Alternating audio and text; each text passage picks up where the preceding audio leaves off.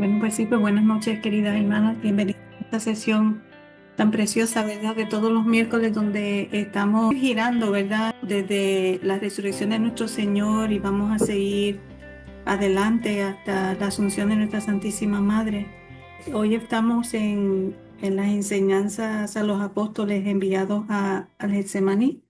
Así que pues podemos comenzar con la intención, ¿verdad? Y con la disposición de que todo lo que vayamos leyendo pues sea dentro de esa presencia divina, en la luz divina, en el acto único de Dios, donde podemos tomar todo esto que vamos leyendo y hacerlo nuestro y entregarlo a Jesús, a los discípulos, a todos los personajes que están en esta lectura para, para que ellos puedan volver a vivir, digamos, estas escenas y para entregarlos, si a los apóstoles que no vivían en la divina voluntad, pues entregarle todo esto hecho en la divina voluntad para que lo puedan entonces, para que aumente su gloria, ¿sí? Y para que aumente la gloria del cielo. Así que comenzamos en el nombre del Padre, del Hijo y del Espíritu Santo. Amén. Amén. Vamos a leer lo que continúa. Seríamos unos tontos, exclama su hermano Santiago. Y sin embargo, es la palabra del Maestro por los pecados de Judas. Juan guarda silencio y suspira. ¿Qué cosa? ¿Hay otros? ¿Tú sabes? Habla. He prometido olvidar y me esfuerzo en hacerlo. Respecto a Elquías, no estuvo bien, pero aquel día cada uno de nosotros tenía su ángel y su demonio, y no siempre di oídos al ángel de la luz. Ezequías es que buscaba siempre al Señor para tenderle trampas con preguntas y lo invitó a comer a su casa, forzándolo ahí, y ahí tienen una conversación sobre él, sobre el Mesías, y varios invitados quieren acosar al Señor, quien entre otra cosa le dice: ¿pero no sabes que estás hablando con doctores y sanhedristas? Pregunta Elquías. ¿Y qué importa? Dice Jesús. Vosotros me habéis preguntado, yo respondo. Vosotros manifestáis deseos de saber, yo os ilumino la verdad. No vas a querer que a mi mente venga la otra maldición del Deuteronomio, que no se refiere a las vestiduras, sino a otras cosas diversas, y que dice: maldito quien a escondidas pega a su prójimo. Dice Elías: yo no te he pegado, te estoy dando de comer. No, pero tus preguntas llenas de falacia son golpes que me das a la espalda.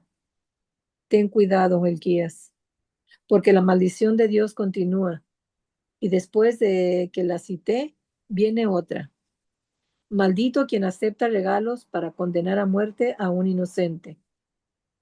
Después que Jesús deja esa casa, los que se han quedado forman un alboroto diciendo: hay que perseguirlo, cogerlo en falso, encontrar motivos para que se le acuse. Hay que matarlo. Unos instantes después, Elquías dice: hay que trabajar a Judas de Simón. Esta explicación de Elquías está puesta para que entendamos por qué fue la muerte de Elquías como nos la van a describir los apóstoles. De manera que hablan aquí de Nahum y hablan aquí de Elquías. Y los dos eran de esos sanhedristas fariseos que lo perseguían y siempre buscaban atajarlo con alguna disque mentira que el Señor podría decir, ¿verdad?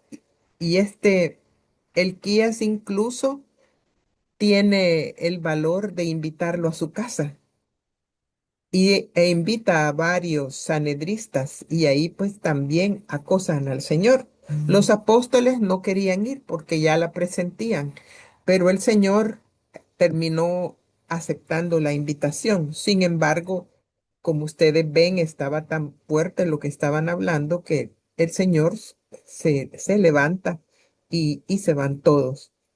Pero a raíz de que el Señor le dice a Elquías que está clamando las maldiciones, allí, en ese momento, es que ellos empiezan a tramar cómo van a hacer el deicidio, sin pensar que va a ser deicidio lo que van a hacer, ¿verdad? Entonces, esa es la parte que hay que destacar acá en esta lectura. Continuamos. Dice Celote, ¿sabes que Nahum está paralítico y que su hijo quedó aplastado por una parte de muro o de un deslave de monte? Así el día en que murió él, Nahum, escriba, hombre de confianza de Anás, de los que perseguía a Jesús. Se le encontró más tarde, o muy tarde, cuando ya apestaba. Lo descubrió uno que se iba al mercado. Nahum estaba con los de su calaña. No sé qué le cayó encima, si un mazazo o un golpe. Lo que sé es como si estuviera despedazado y que no comprende nada. Parece una bestia. Babea, aúlla, y ayer con la única mano sana tomó de la garganta a su patrón, que había ido a verlo, y le gritaba, por su culpa, si no hubieran acudido los siervos. ¿Cómo lo supiste, Simón? Pregunta Celote. Ayer vi a José, responde lancónicamente. Aquí hay unas lecturas que para nada nos imaginábamos, ¿verdad? Uno siempre piensa que eh, estos tuvieron que pagar hasta que el Señor em, los juzgara.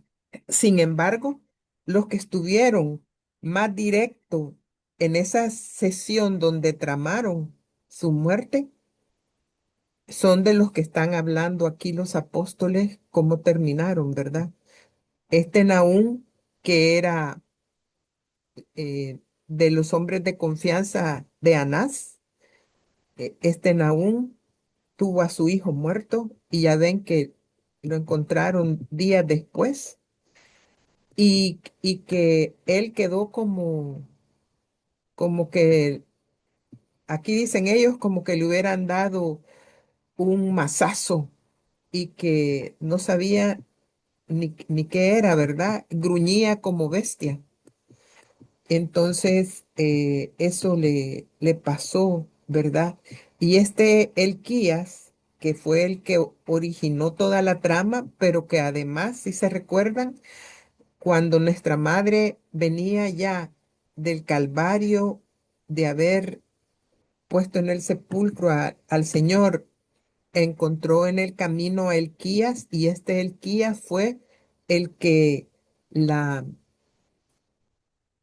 la maltrató enormemente de palabra, que Juan lo agarró del cuello y casi que lo quería terminar. Entonces, por eso es que dice Juan que se arrepiente, ¿verdad? Que eso, que no estuvo bien, que él tenía que haber eh, actuado de otra manera. Entonces, para estos hombres, las muertes fueron, o las situaciones que vivieron después, eh, pagando desde esta tierra por lo que hicieron, ¿verdad? Seguimos. Dice, veo que el maestro tarda en venir. Estoy preocupándome, dice Santiago de Alfeo. Regresemos, propone Mateo.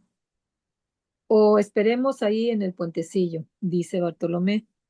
Se detienen, pero los dos Santiagos, Andrés y Tomás, vuelven pensativos para mirar al suelo. Miran las casas. Andrés pálido señala con el dedo la pared de una casa donde se nota en lo blanco de la cual una mancha rojiza. Es sangre del maestro tal vez. ¿Había empezado aquí a perder sangre? Oh, decidme. ¿Y qué quieres que te digamos si ninguno de nosotros lo siguió? Responde desconsolado Santiago del Feo. Pero mi hermano y sobre todo Juan lo siguieron, no inmediatamente. Me ha dicho Juan que lo siguieron desde la casa de Malaquías en adelante. Aquí no estuvo ninguno de nosotros, dice Santiago de Cebedeo. Como hipnotizados, miran la mancha que es grande muy arriba del suelo.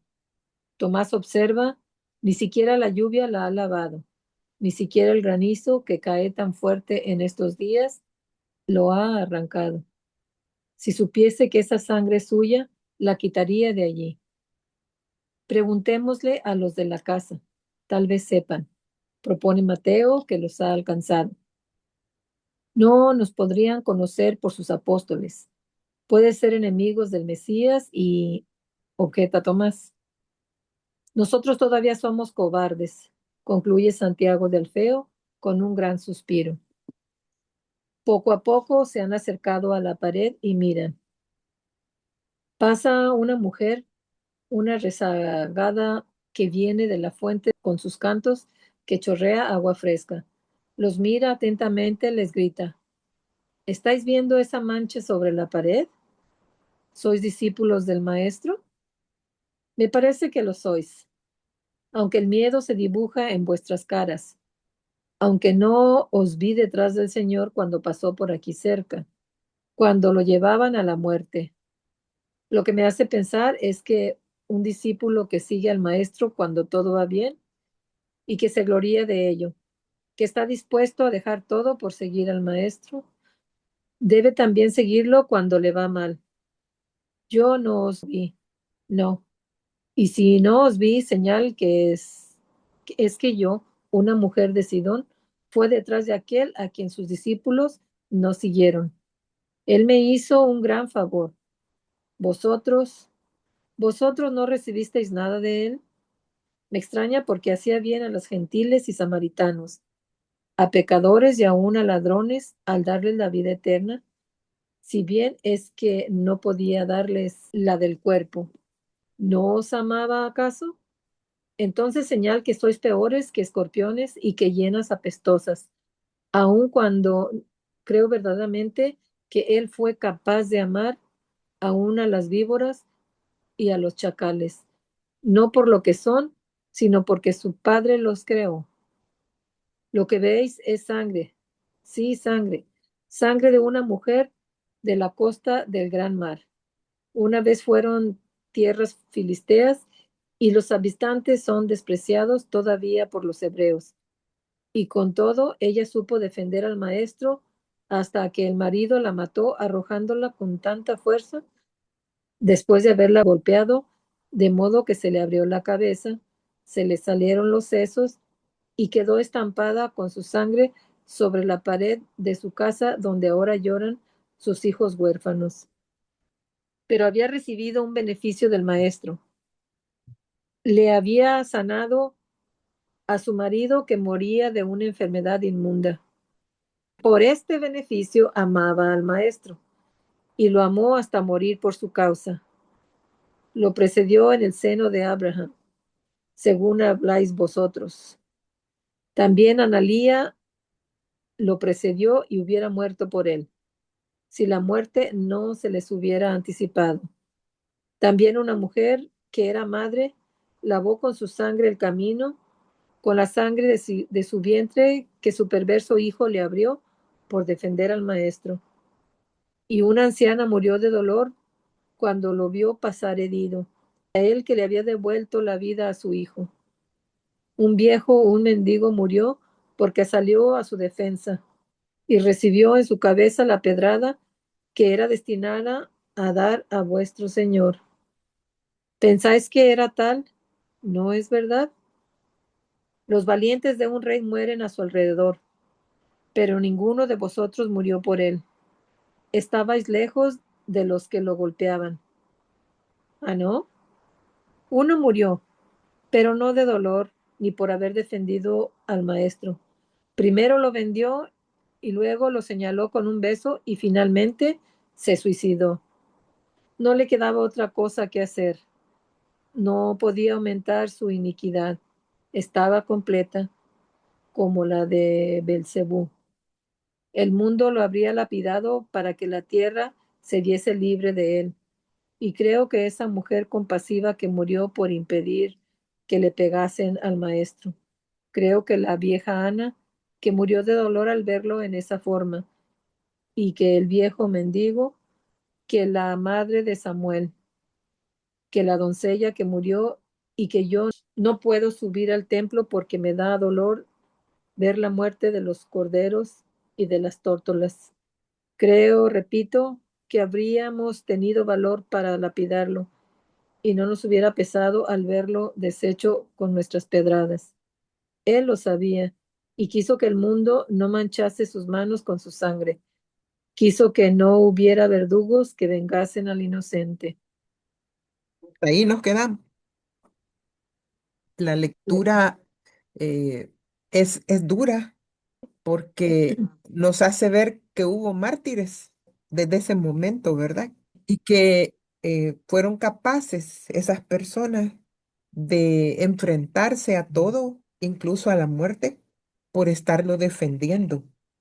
Y los apóstoles, ¿cómo quedan ante eso? Es lo que esta señora se va Les- preguntando, ¿verdad?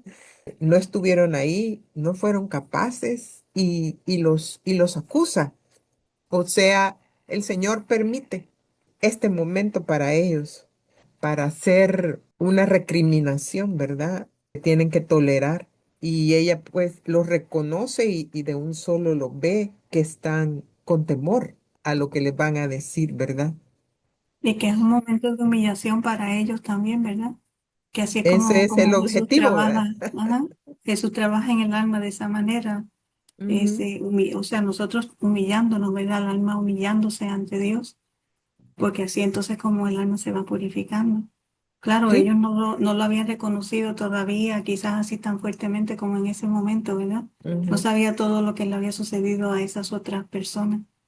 exactamente. Entonces, esta parte pues es muy importante que la retomemos para que veamos. Igual también por todas las cosas por los que murieron los otros que hicieron la traición, ¿verdad? Porque estas escenas no están descritas, No. sino aquí en María Valtorta, ¿verdad? Entonces sabemos ya dos cosas que no conocíamos. Una, que el grupito de los fariseos que fueron los que hilvanaron cómo iba a ser la muerte del Señor, padecieron casi al instante. Y otra, que hubo personas que fueron mártires por él, ¿verdad? Haber defendido al maestro. Y si se recuerdan en otra lectura que vimos antes, cuando va en el Calvario, se ven estas escenas, se ve esta madre que le dice al hijo, ¿verdad? Hijo de mis entrañas, maldito seas, porque sos un gran desagradecido. Lo que no sabíamos es que la señora terminó pisoteada y muerta, ¿verdad? Y aquí lo corroboramos. Entonces, esa es también otra importancia de estas escenas, ¿verdad? Y luego, pues, el objetivo que tiene esto, porque si ustedes se fijan, el Señor los dejó, pero se iban a exponer precisamente al señalamiento del pueblo representado aquí en este caso por esta mujer, ¿verdad? Porque la mujer misma nos está contando que ella tuvo el valor de irlo a acompañar en todo. Así es que es muy, muy importante esto, ¿verdad? Que lo tengamos en cuenta. También lo que dice de Judas, ¿verdad? Que dice que él mejor prefirió suicidarse a que la gente no pecara al matarlo, porque dice, cuando lo iban a ver, él lo sabía y quiso que el mundo no manchase sus manos con su sangre y quiso que no hubiera verdugo que vengasen al inocente. Fue una forma de evitar otros males que uno dice, y por qué también pasó esto, ¿verdad? Pues ya lo sabemos que es el exceso de la soberbia, ¿verdad? Lo que lleva al suicidio. Aquí también hay otra razón, que es el Sí. hecho de que no se llenaran las manos de sangre a partir de la sangre de ese traidor. Los ha estado mirando con un desprecio cada vez mayor, según ha venido hablando. Sus ojos grandes y negros tienen la dureza del rapaz que mira a un grupo que no puede ni sabe reaccionar. Entre dientes le sale la última palabra, bastardos. Recoge sus cántaros y se va, satisfecha de haber vomitado su desprecio contra los discípulos que abandonaron al maestro. Estos quedan aniquilados, con la cabeza agachada, los brazos caídos, sin fuerza. La verdad los aplasta. Meditan sobre las consecuencias de su cobardía. No dicen nada, no se atreven a mirarse, ni siquiera Juan y Celote, los únicos que no fueron cobardes. Están como los demás, tal vez por el dolor que sienten al ver que no pueden curar la herida producida por la mujer en el corazón de sus compañeros. La oscuridad cubre el camino. La luna, ya en sus últimos días, sale tarde y el crepúsculo se echa más pronto sobre la tierra. El silencio es absoluto, ni un ruido, ni una palabra humana. En el silencio solo el murmullo del cedrón se escucha, de modo que cuando resuena la voz de Jesús, los hace sobrecogerse de temor, la voz que no es más que dulzura y que dice, ¿qué estáis haciendo aquí? Os esperaba entre los olivos. ¿Por qué estáis viendo cosas muertas cuando os espera la vida? Venid conmigo. Parece como que Jesús ha venido a Getsemaní en su busca. Se detiene a su lado, mira la mancha que todavía sigue atrayendo las miradas de los apóstoles y dice, esa mujer está ya en la paz, ha olvidado el dolor, que no piensa en sus hijos. No, lo hace mucho mejor, lo santificará porque no pide otra cosa a Dios. Se encamina, lo sigue en silencio. Jesús se vuelve y dice, ¿por qué decís dentro de vuestros corazones? ¿Y por qué no pide que se convierta a su marido? No es santa, si lo odia, no lo odia, lo perdonó cuando lo mataba. Alma que entra en el reino de la luz, ve con sabiduría y justicia, y ella ve que su marido ni se convertirá ni será perdonado. Vuelve ahora a su plegaria en favor de quien puede conseguir el bien. No es mi sangre, no. Y sin embargo, perdí muchas por este camino. Las pisadas de mis enemigos la han borrado al mezclarse con el polvo y suciedad. La lluvia la ha hecho desaparecer, pero hay algo que puede verse. Quema no tanto que ni los pasos ni el agua han borrado del todo. Caminaremos juntos y veréis mi sangre derramada por vosotros. Nos quedamos aquí.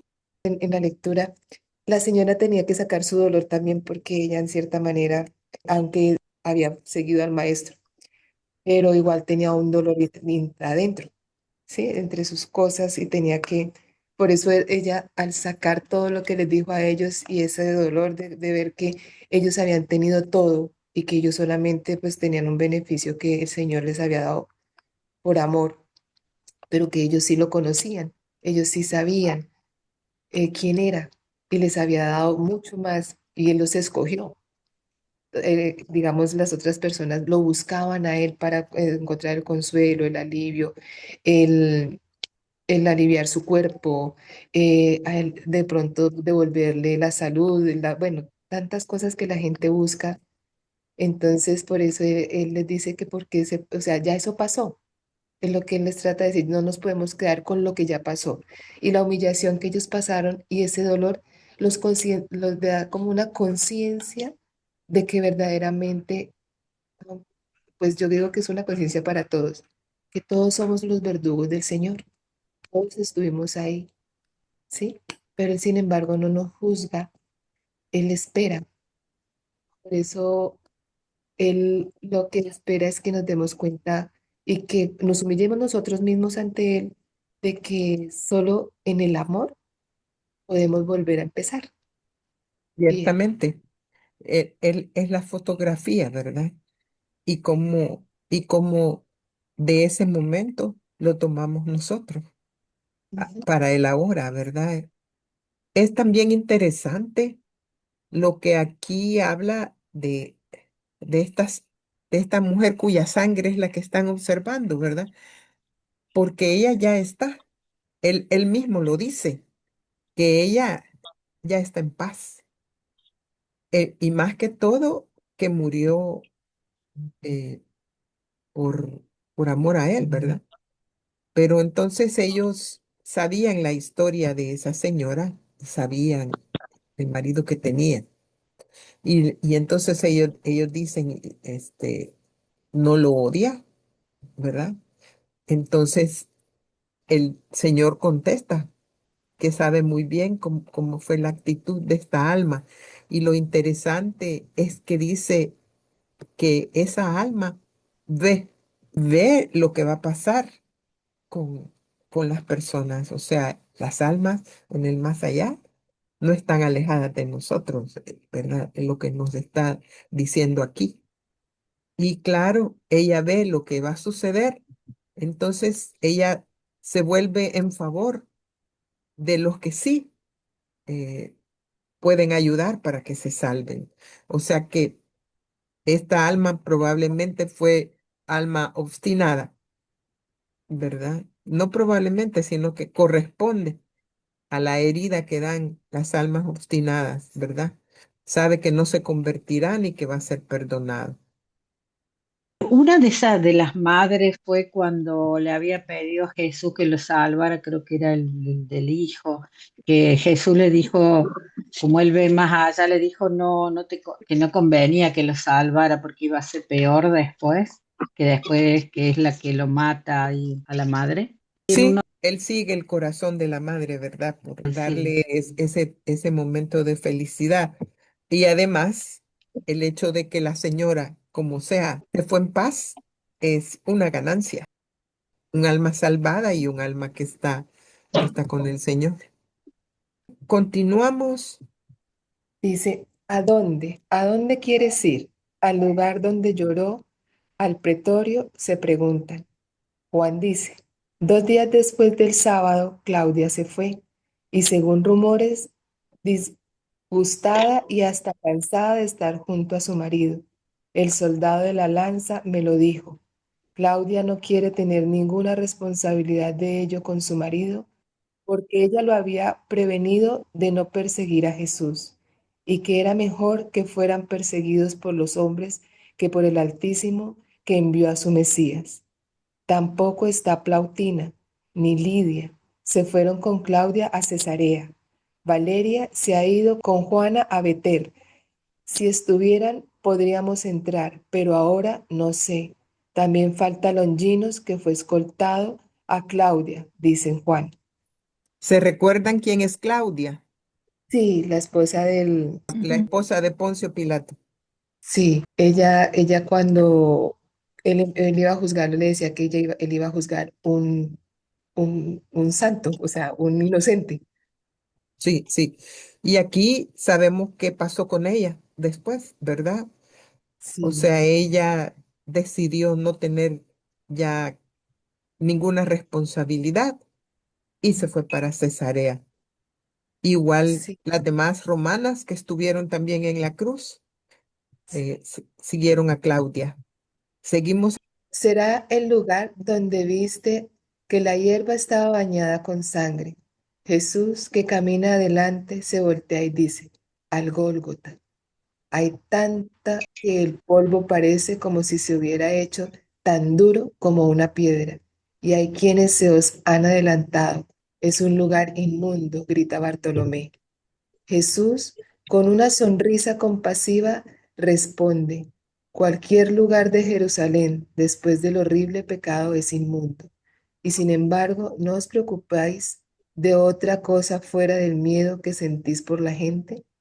Han muerto siempre ahí ladrones, he muerto yo y para siempre lo he santificado. En verdad os digo que hasta el fin de los siglos no habrá lugar más santo que ese, y que a él vendrán de toda la tierra a besar su polvo.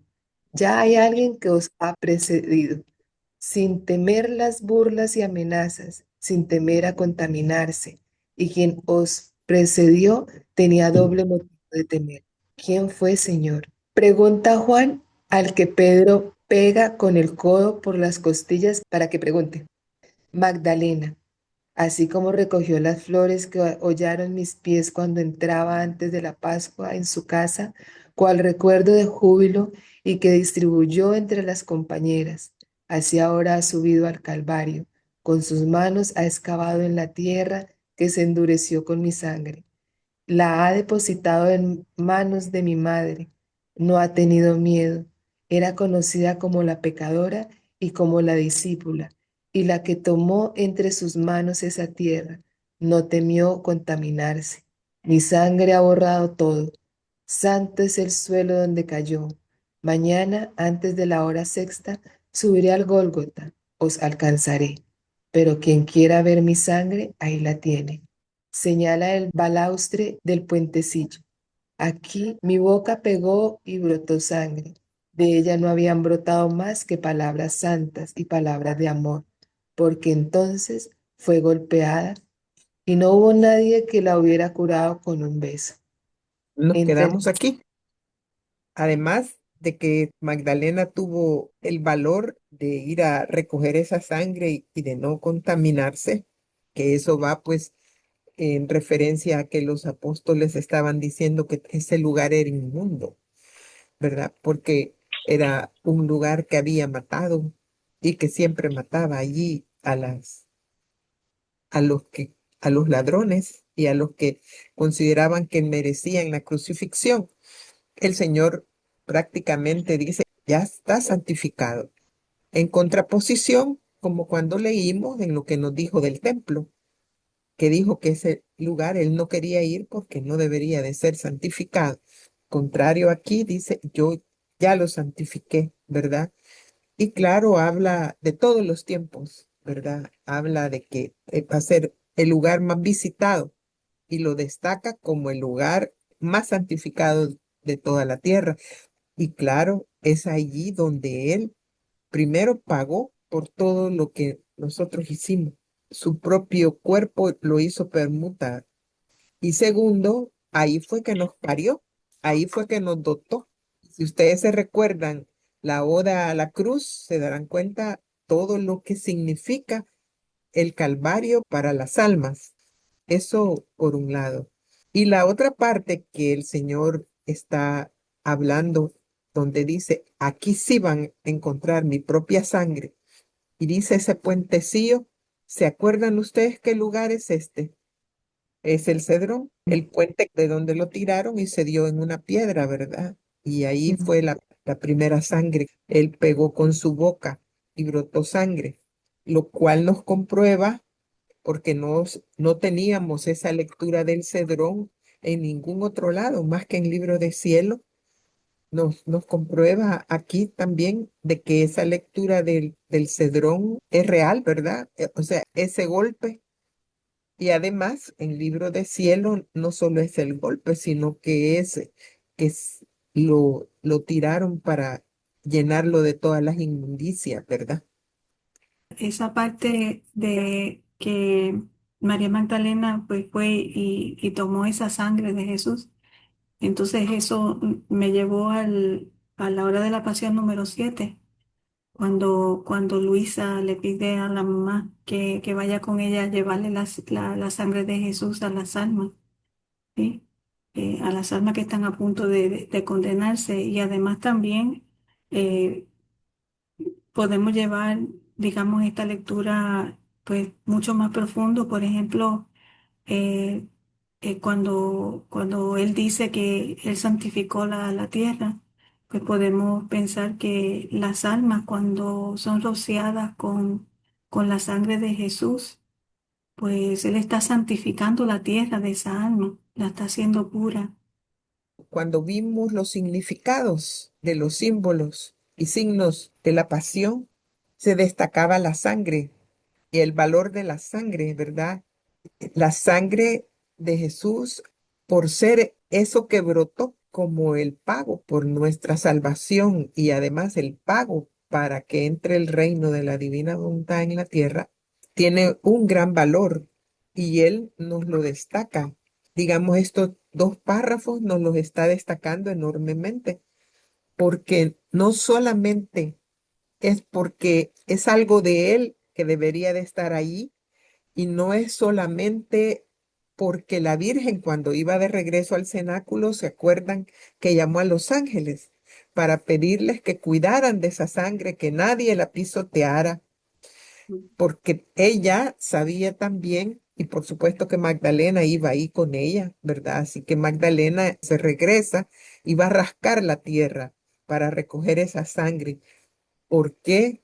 Porque la sangre es la permuta por cada uno de nosotros, especialmente en la lectura de el valor que tiene la sangre para las mujeres.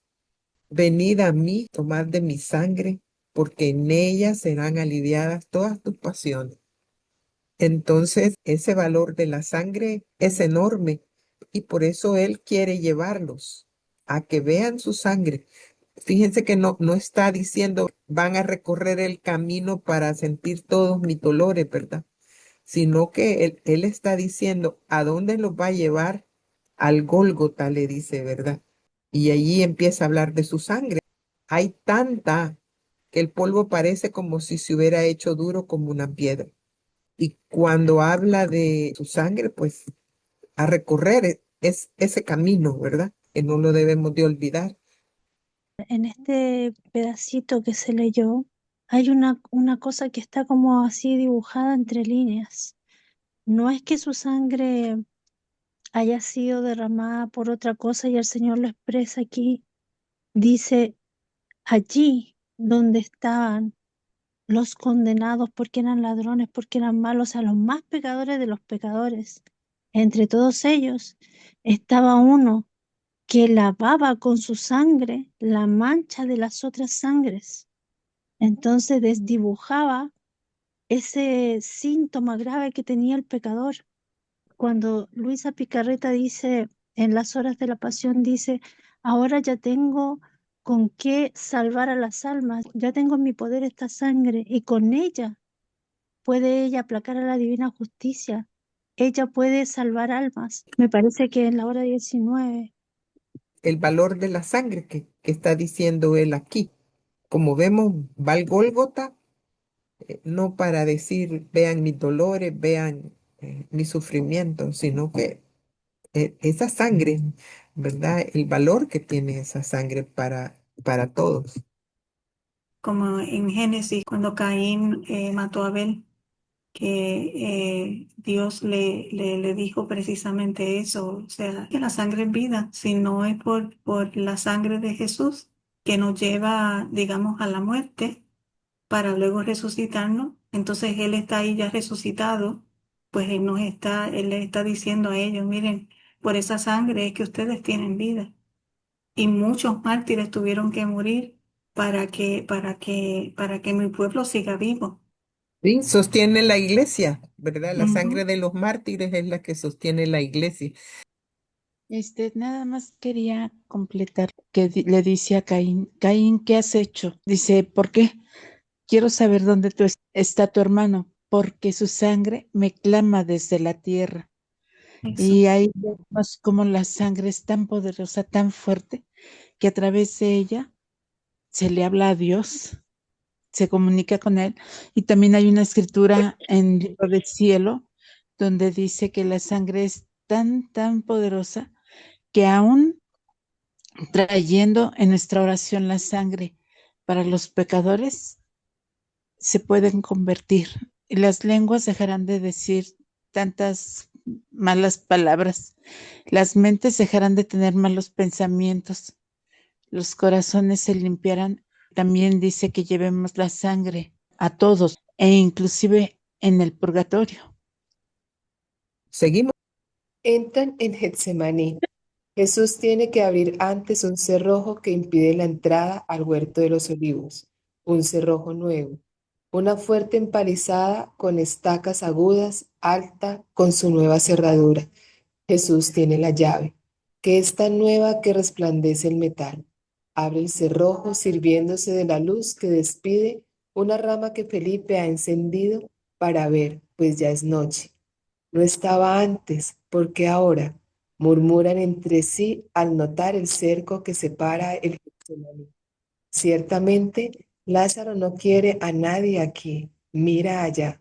piedras, ladrillos, cal. Ahora es de leño, después será una pared. Jesús dice, venid, no os ocupéis de cosas muertas, os lo digo. Ved, aquí estuviste, aquí me rodearon y aprendieron, de allí huiste. Si hubiera estado este cinto antes, no hubierais podido huir prontamente. Pero, ¿cómo iba a pensar Lázaro, que se moría de ansias por seguirme, que ibas a huir? Os hago sufrir, primero sufrí yo. Quiero borrar aquel dolor. Bésame, Pedro. Este Aquí parrafito es digno de ser comentado, ¿verdad? aquí hay algo que nos dice que no sigamos viendo la muerte, ¿sí? O sea, es como volver al pasado. O sea, lo que ya fue, ya fue. Y él o sea, más allá Pedro, que es el que denota, pues, que colocaron puertas, que todo, o sea, que ya hay una pared. Es como decirle a él que ojalá esa pared hubiera estado antes para que no hubiese huido, pero que pues a pesar de haber huido, él lo que quiere es reconciliarlo, ¿sí? Dice, os hago sufrir, primero sufrí yo, o sea, primero sufre el Señor por eso, por su abandono, porque lo negó, porque ese fue el sufrimiento del Señor, pues de ver que quedó solo, la soledad a tanto amor que él dio, ¿sí? Pero también le dice que también quiere borrar aquel dolor, ese dolor que Pedro no lo deja avanzar, porque él necesita que cada uno de sus apóstoles vaya limpiando esa culpa con la que están para él poder llevarlos a ser verdaderamente sus apóstoles, ¿sí? Donde vivan fundidos en él, o sea, que sean uno con él, sin temor, sin miedo, sin mirar atrás, sin mirar nada. O sea, no mirar lo que son ellos, ni lo humano, sino unirse a él en lo divino. A mí me parece que aquí es como cuando les dice vamos a Galilea, cuando le Mm. dice a Pedro por su negación, lo quiere confirmar diciéndole, ¿me amas? ¿Me amas? Ahora le dice, bésame. O sea, lo Ujú. confirma con un beso. Yo ya los hice, dice el Señor, lo que pasó, yo ya lo tomé. Ahora bésame, ahora te confirmo en mí. Así que es hermoso, fíjate. Sí. Y también que nos está diciendo, ante todo sufrimiento, yo ya sufrí. ¿Qué puede ser el sufrimiento tuyo frente a mi sufrimiento, verdad? Y segundo, cuando aquí dice, yo quiero borrar aquel dolor, como vemos que él dice que nosotros tenemos que repetir y que rumiar y que girar para recordar y para hacer presente esos momentos, porque con eso él también le ayudamos a borrar aquel dolor que estuvo ahí y le damos nuestro amor, nuestra bendición, nuestro agradecimiento, nuestra gloria, ¿verdad? Y entonces que vemos aquí que él va repitiendo esas circunstancias que estuvieron allí con los apóstoles, porque esa técnica, digamos, de hacer vivir lo lo que ahí sucedió termina siendo una técnica que a él le da, le ayuda, porque lo terminamos amando más, reconociendo más, entendiendo más y en especial amándolo más, ¿verdad? Vamos a ver por qué el beso que le pide a Pedro. Seguimos. No, Señor, no. Repetir lo que hizo Judas aquí a la misma hora, no, no, no. Bésame. Tengo necesidad de que hagáis con amor, tengo necesidad con amor sincero lo que Judas hizo. Después seréis felices. Acércate, Pedro, bésame. No solo lo besa, con sus lágrimas lava la mejilla del Señor. Se retira cubriéndose la cara y se sienta en el suelo para llorar. Los demás, uno tras otro, lo besan en el mismo lugar. ¿Quién más, quién menos tiene lágrimas en los ojos? Parémonos aquí. ¿Qué significa este haber Es regresado a que le besaran en la mejilla derecha? a borrar lo que Judas hizo. Él borra ese dolor que le causó porque Judas lo vende y pues él sabe que su alma está perdida. Pero él en este momento, los apóstoles, o sea, Pedro y todos ellos, eh, tienen es dolor de corazón de no haber estado ahí, de no haberlo, o sea, aliviado, de haberlo acompañado. Entonces es como cuando uno revierte las cosas que se hicieron mal, como cuando uno hace una reparación, diría yo, de lo que fue Judas a lo que verdaderamente ellos tienen la oportunidad de hacer.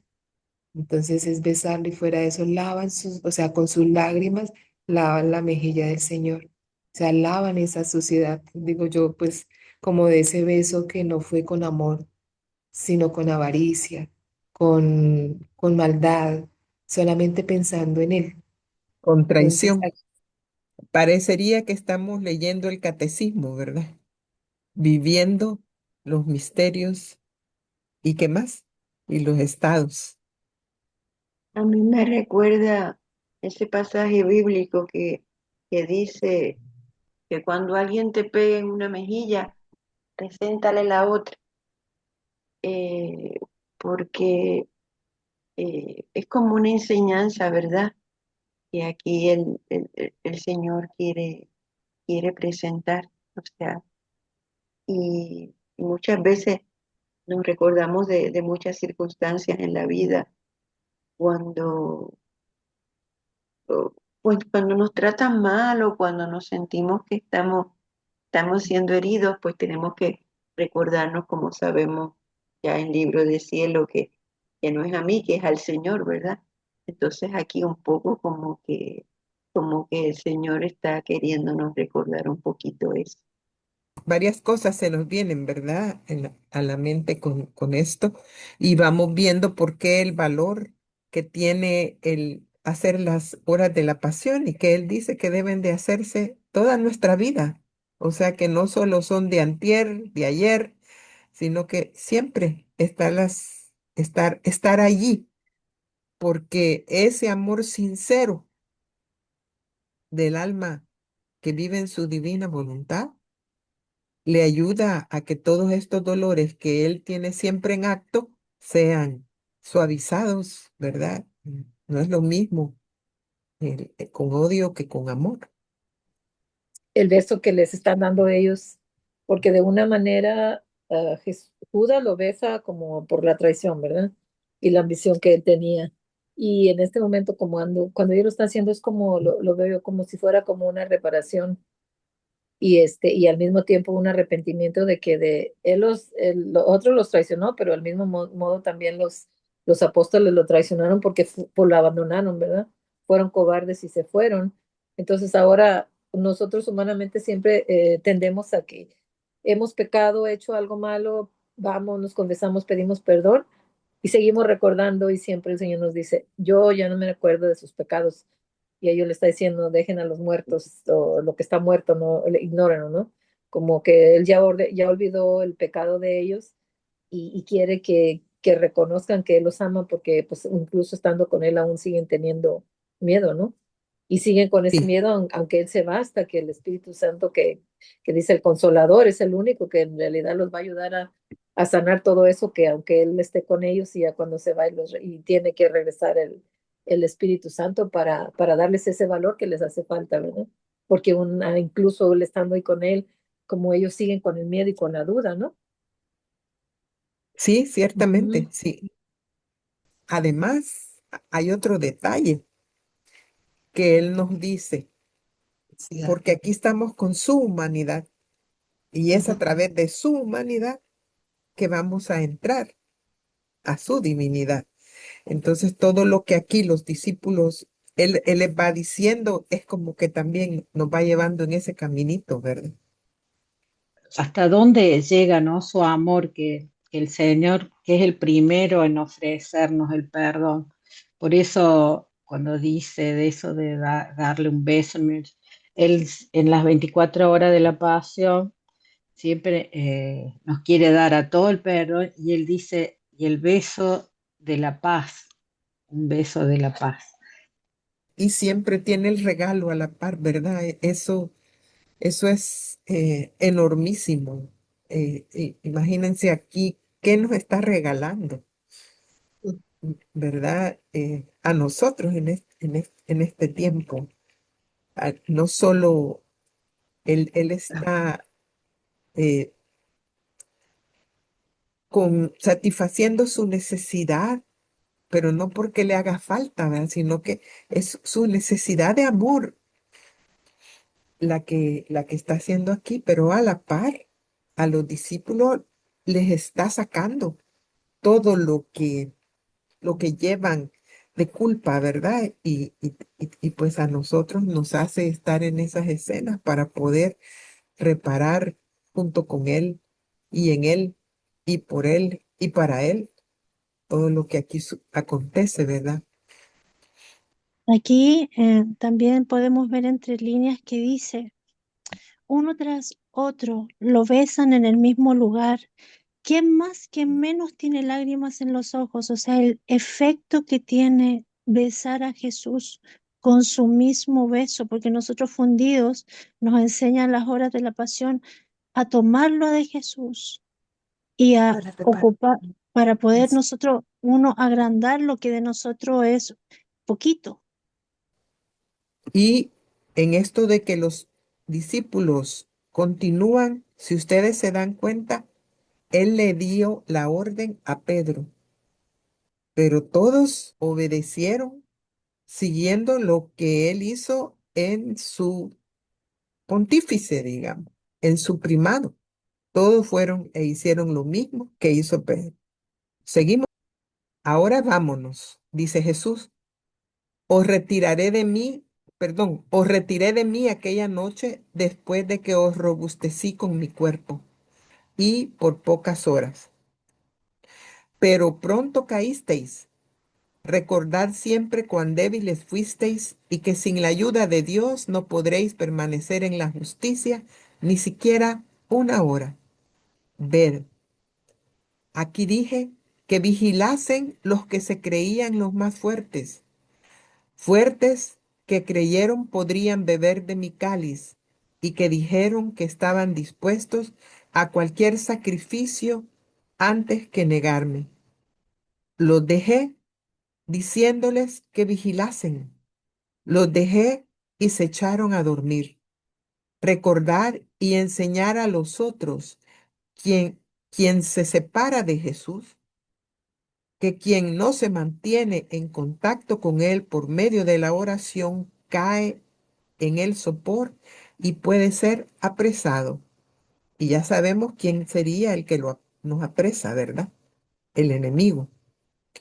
Si no os hubiera despertado, os hubieran podido haber matado en el sueño y comparecer ante el juicio de Dios cargados con vuestra flaqueza humana. Miren aquí qué interesante entender que Él 3 veces arrastrándose, dice en las 24 horas de la pasión, lo fue a levantar. No solamente era por la compañía, era por defenderlos, que cuando llegara esa turba a buscarlo a él y los encontrara dormidos, esa turba podría irse en contra de ellos y haberlos matado. ¿Y qué hubiese pasado ahí? Que sus almas iban a comparecer ante Dios cargados con esa flaqueza humana. Venid, ved, baja Felipe Latea, ved, quien quiere ver sangre mía que mire, aquí en medio de la mayor angustia, semejante a la del agonizante, sudé sangre. O sea que aquí los está llevando al sitio donde él tuvo todas las 3 horas de agonía. Mirad, la tierra está dura, La hierba está manchada porque la lluvia no puede disolver los coágulos que se secaron entre los tallos y las corolas. Ved, allí me apoyé y aquí el ángel del Señor estuvo para darme fuerzas a cumplir con la voluntad de Dios. Recordad, si queréis hacer siempre la voluntad de Dios, que donde la criatura no puede resistir, Dios viene con su ángel a sostener al héroe desfallecido. Cuando os encontréis en medio de angustias, no temáis de caer en la cobardía o perjurio si persistís en querer lo que Dios quiere. Dios hará que seáis gigantes de heroísmo si le sois fieles. O sea, nos está diciendo, aún ante el martirio, no penséis desfallecer porque Dios os quiere, ¿verdad? Recordadlo, recordadlo. Una vez os dije que después de las tentaciones en el desierto, los ángeles me auxiliaron. Ahora sabed que también, después de la más grande tentación, un ángel me auxilió, y esto mismo sucederá a vosotros y a todos mis fieles, porque en verdad os digo que los auxilios que tuve, también vosotros los tendréis. Y eso es para los de todos los tiempos. Yo mismo os lo alcanzaría si el Padre, en su amorosa justicia, os los concediese. O sea, como Jesús dice, yo no sé, es el Padre quien sabe el tiempo. Aquí también dice, yo no lo puedo hacer, lo quiero hacer, pero si el Padre lo permite, solo el dolor será siempre inferior al mío. O sea, nos dice, tu dolor no es como el dolor que yo sufrí. Y que cómo va a ser, ¿verdad? Ahora que sabemos que fueron 3 pasiones, que fueron muertes por cada pecado, muertes por cada uno de nosotros, es una situación gigantesca que no alcanzamos ni siquiera a percibir. Y entonces les dice, sentaos, allá en el oriente se asoma la luna, habrá luz. O sea, vamos a estar bien iluminados, ¿verdad? Como nos dice aquí, ¿verdad? Nos damos cuenta cuántos mártires, a cual más gigante de heroísmo, porque dice, Él os hará gigantes de heroísmo si le sois fieles. Y no solo pues para el martirio, sino que también para enfrentar todo lo que se nos venga encima, ¿verdad? Especialmente ya cuando vivimos en la divina voluntad. Y la importancia que aquí da de no separarse de Él, porque aquí claramente se lo dice a ellos, ¿verdad?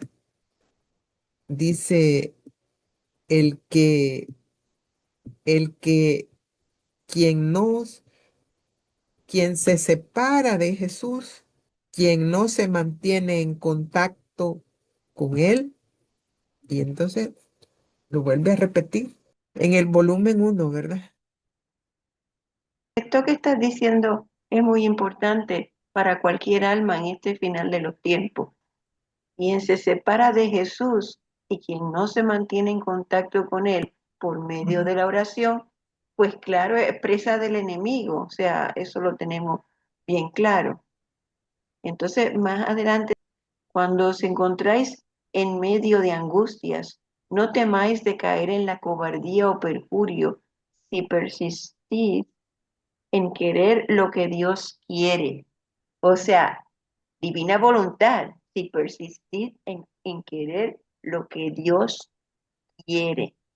El querer Dios divino. hará exactamente. A veces nos queremos ahogar en un vasito de agua, ¿verdad? El que tiene a Dios, todo lo puede, todo lo hace. Entonces, si estamos en la divina voluntad, estamos en ese divino querer, estamos en vida en Él, pues mira, somos gigantes del heroísmo, porque nos hemos revestido de Él, estamos en Él y con Él y todo. O sea que, este parrafito es de oro. Y para todos los tiempos, ¿verdad? Porque siempre ha habido momentos en que te hacen ver las cosas como no son y quieren que tú vayas por ese camino, ¿verdad? Entonces hay que mantenerse en la verdad, la vida y el camino. No sé si estoy bien, pero ese heroísmo podría ser, digamos, el dar la vida por los demás, el vivir en la divina voluntad, que es ser víctima perfecta. Eh, claro que Jesús no es, digamos, un héroe, claro que no, porque no lo podemos ver desde ese punto de vista, ¿verdad? Porque Él no sufrió, murió y nos salvó ya en esas 3 horas. O sea que ese es el heroísmo que habla esta lectura. Es Lo que pasa es el que aquí tenemos dos tiempos. El tiempo esto. de la divina voluntad, que es el que estamos comentando nosotros, y el tiempo aquí de la santidad humana, ¿verdad? Aquí Él está con los apóstoles y los apóstoles van a ir camino a ser mártires. Entonces él ya también los va preparando, ¿verdad? Y entonces le Ujú, dice, no desfallezcáis, porque yo les voy a dar la fuerza. Dios les va a dar la fuerza, les dice, ¿verdad?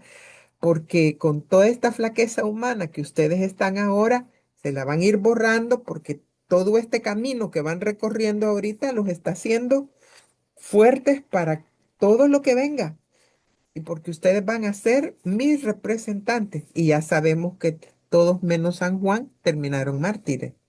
De ese martirio físico, ¿verdad?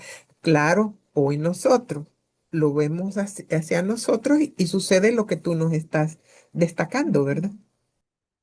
Cuántas cosas pudimos extraer de estas lecturas y que sean para la gloria de Dios y para que el reino se extienda.